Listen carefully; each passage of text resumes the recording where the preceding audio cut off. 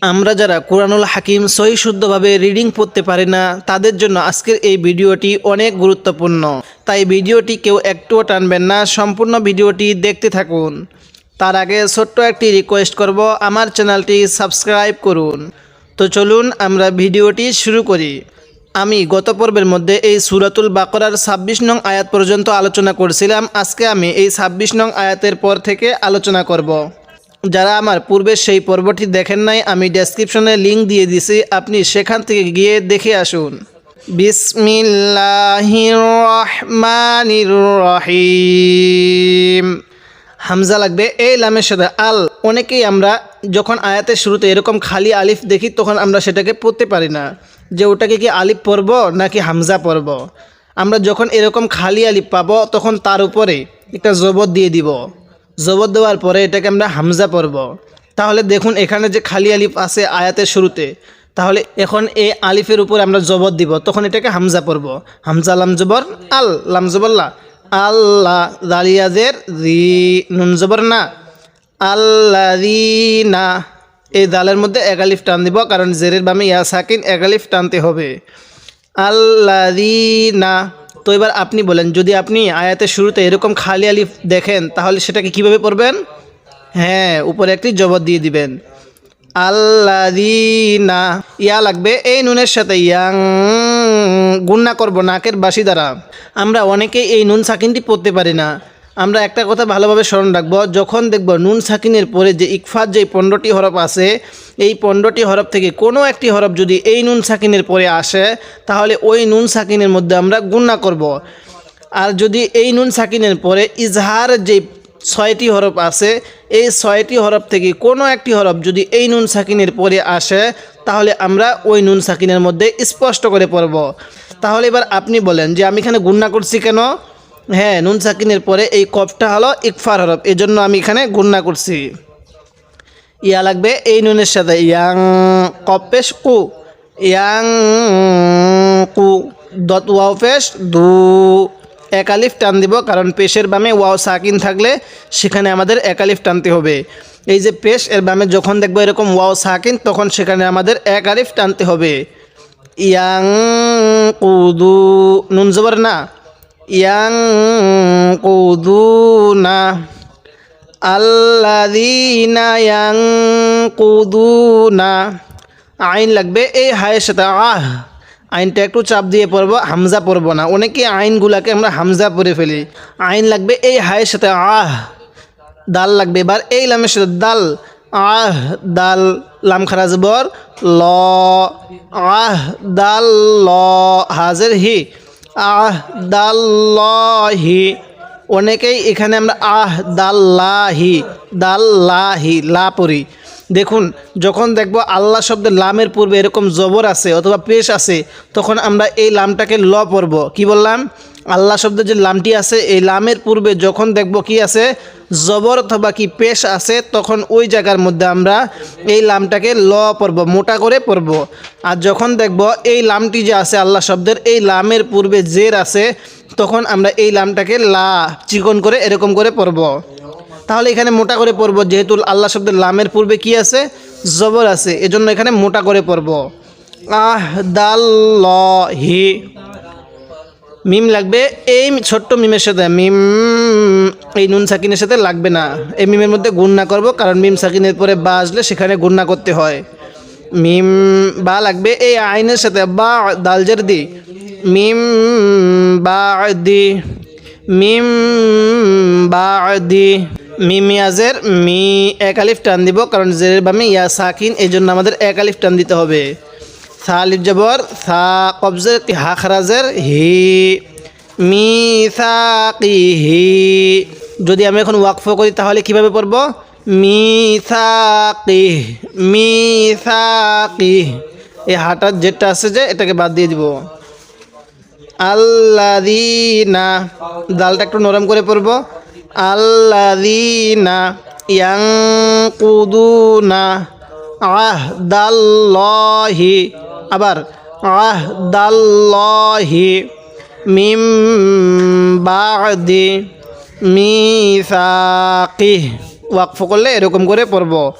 wow জবর ওয়া ইয়া লাগবে এই কফের সাথে ইয়াক ত জবর ত ওয়া ইয়াক ত কফটা একটু ধাক্কা দিয়ে পড়বো কারণ কফটা হলো কলকলার হরফ এই জন্য আমরা একটু ধাক্কা দিয়ে পড়বো ওয়া ইয়াক ত জবর ত আইন ওয়াও পেশ ও এক আলিফ টান দিব পেশের বামে ওয়াও সাকিন এজন্য এক আলিফ টান দিব ওয়া ইয়াক ত উ নুন জবর না ওয়া ইয়াক ত উ না ওয়া ইয়াক ত উ না অনেকেই ওয়াক তাউ না এরকম করে পড়ি ত জবর ত হয় ত জবর তা হয় না ওয়াক তাউ না মিম আলিফ জবর মা এখানে 3 আলিফ টান দিব কারণ মদের হরফের উপরে এই যে চিকন চিহ্ন এরপরে যদি এরকম লম্বা হামজা থাকে তাহলে সেখানে আমরা 3 আলিফ টান দিব মা হামজা জবর আ মিম জবর মা আমা র লাগবে এই লামের সাথে রল মা আমারল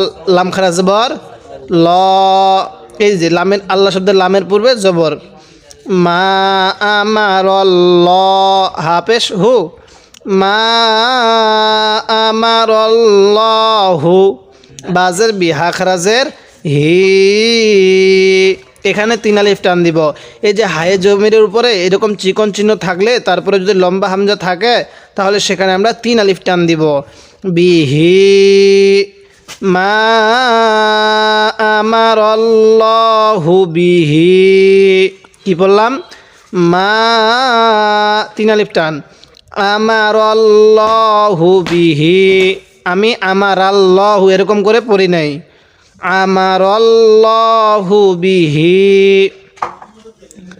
হামজা লাগবে এই ইয়ায়ের সাথে আই এই নুন সাকিনের সাথে লাগবে না হামজা লাগবে তাহলে এই ইয়ায়ের সাথে আই ইয়া পেশ ইউ আই ইউ এই ইয়ায়ের মধ্যে এক আলিফ টান দিব পেশের বামে ওয়াও সাকিন হলেই সেখানে আমাদের এক আলিফ টান দিতে হবে আই ইউ সদ জবর স লাম জবর লা আই ইউ সালা আই ইউ সালা মা আমারাল্লাহু বিহি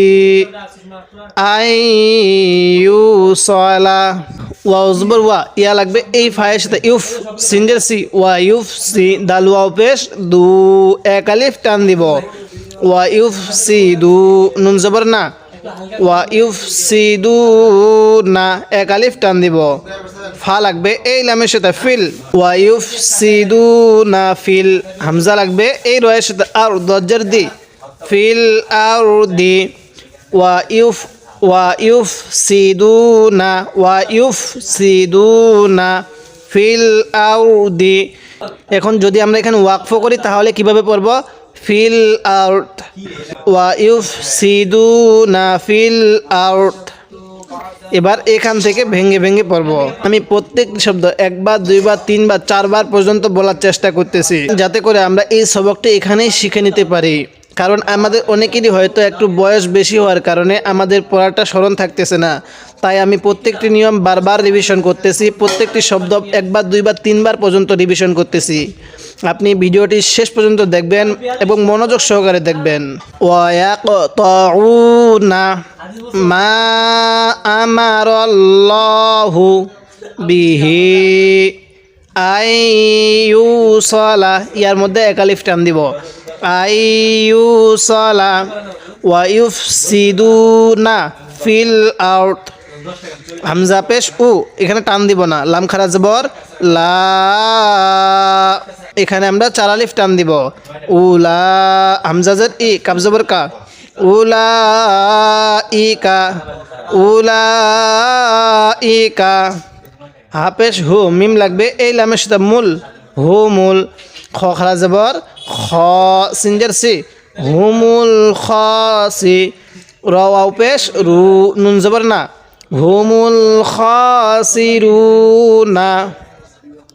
এবার এখান থেকে উলাইকা লামের মধ্যে 4 আলিফ টান উলাইকা হুমুল খাসিরুন এরকম করে পড়ব এবার আমরা এই আয়াতের শুরু থেকে ভেঙ্গে ভেঙ্গে বানান করে পড়ব আল্লাযীনা জালটা নরম করে আল্লাযীনা ইয়ানকুদুনা